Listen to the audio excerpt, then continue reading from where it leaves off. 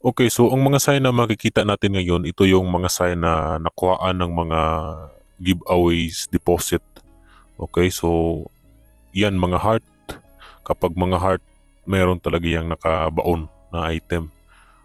Isa sa mga maganda kapag may mga heart na tulad nito ay giveaway deposit. Okay, ito naman, klarong-klaro na meron talagang nakuhaan na to. Yan o. Isa yung chamber na na binutasan. Okay, and then nilagyan ng 2 or 3 bara. So yun, doon na tumbok. So ito naman yung butas na nakalagay sa gitna mismo ng creek. Kapag mga holes, mga man-made na holes, ang pinaka kahulugan is mga treasure deposit. Okay, meron tayong na-encounter dyan sa mga ilang mga creek na makikita natin yung mga butas na malalaki, may maliit. Yan yung kadalasang may nakalagay na giveaways item. Pero bantayanan pa rin mga ka-TH kasi meron siyang mga pattern or mga sign na dapat tingnan. Pero pag ditikan yan, halimbawa, coil lang yung magandang pang-counter dyan mga ka-TH, yung ganito sa mga flooring na creek. Halimbawa, yung minimum range ng inyong detection sa mga coil nasa 10 feet. Di sobrang lalim nun yan. Kadalasan sa mga creek nasa around 5 to 7 feet. Or mas mababaw pa, nasa mga 3 feet. Okay, minsan mga mga uncut diamond. Pero itong nakikita natin, klarong-klaro ng mga gold bars. Yan o, kwadrado. Kwadrado tapos may dot. Ay may butas. Yan ay mga klarong mga man-made. Okay? So ito naman yung benchmarker.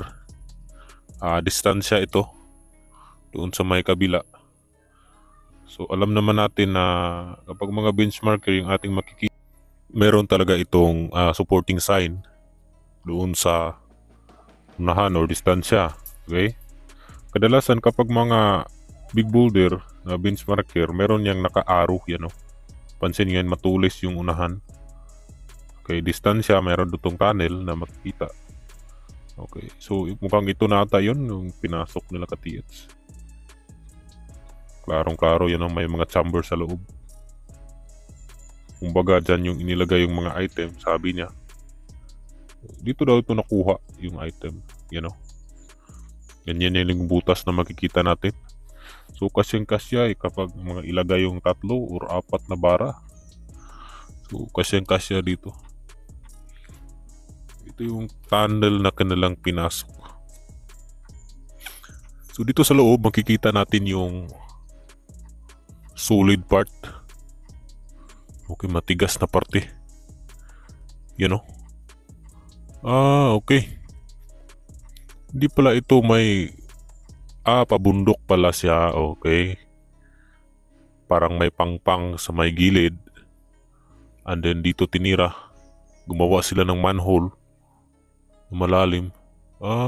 Okay. So doon nila nakuha yung item.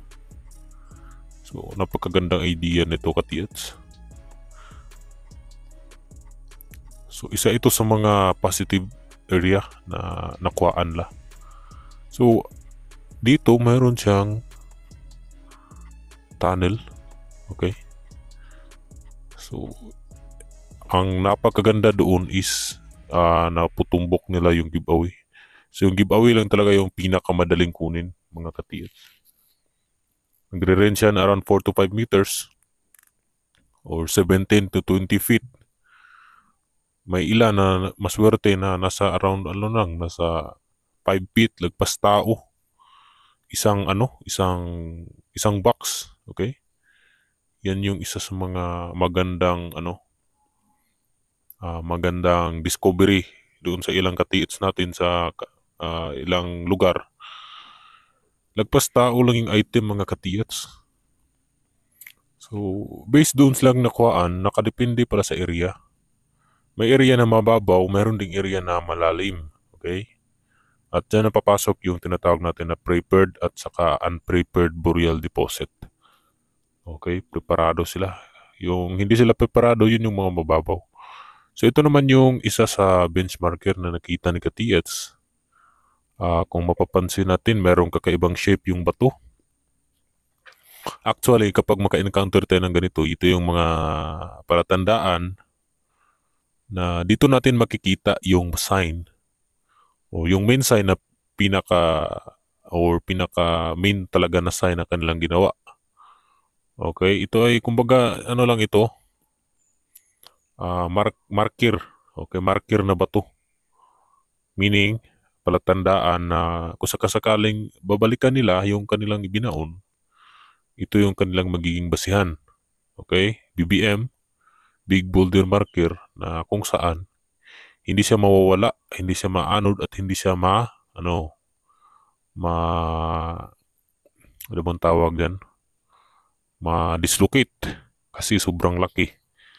And then, mabigat.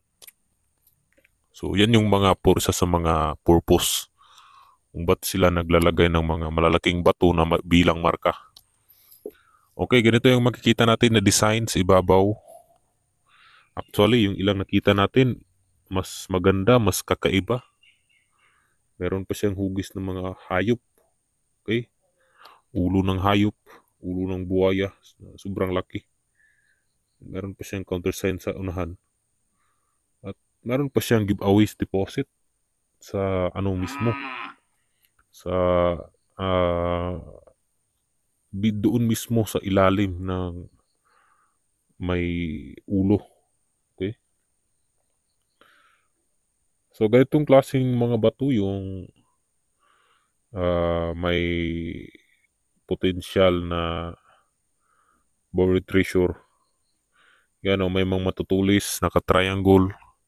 Ang purpose ng mga matutulis yan yung mga pointer. Okay?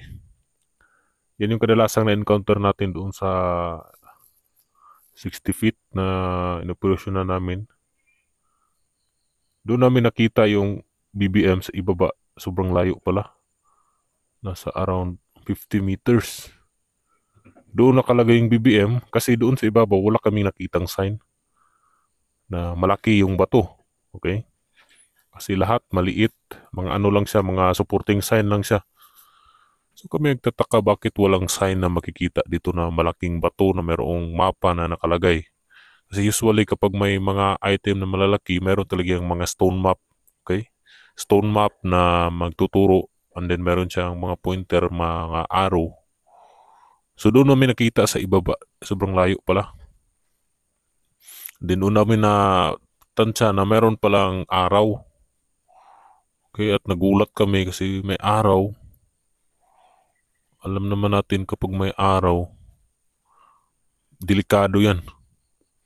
Meron yung mga explosive trap na nakalagay and then sobrang lalim na, nasa around 60 feet. Okay? Big volume of deposit pala yung natumbok namin. So hindi mababaw, sobrang lalim kasi nandoon pala sa creek yung entrada and then papasok sa bundok yung tunnel kasi yung tunnel ay hindi vertical, kung hindi horizontal, papasok sa ilalim ng bundok. And then pag-locate doon sa bundok na tumbok, so sobrang lalim ng hukayin. Tansya namin nasa around 200 or 300 feet. Napakalalim. And then nasa around 60. So, malayo pa yun. Napaka hirap. Lalong-lalo na kapag di mano-mano lang. Walang mga additional na mga gamit. Pero napakagandang exploration pa rin. Okay, dagdag kaalaman. Kung ano nga bang makikitang mga marker. Meron namang mga marker sa STE markers na nakuha. Madami. Okay, so ito mga katiets, napakagandang area nito. Masasabi ko lang dito ay positive. Pero kailangan pa rin ng tingnan ng maigi para hindi madikoy. Kadalasan, meron kasi ang mga decoy na inilagay. Akala natin yun na yung item na binalot. Pero wala pala. Meron na para siyang mga mineralized rock or mga bato na ginawa na nilagyan ng mga gold dust, okay? So, ganun ang mga katiats at huwag niyo kalimutan mag-subscribe sa ating YouTube channel. Pag-follow na rin sa ating Facebook page mga ka-hunters, okay?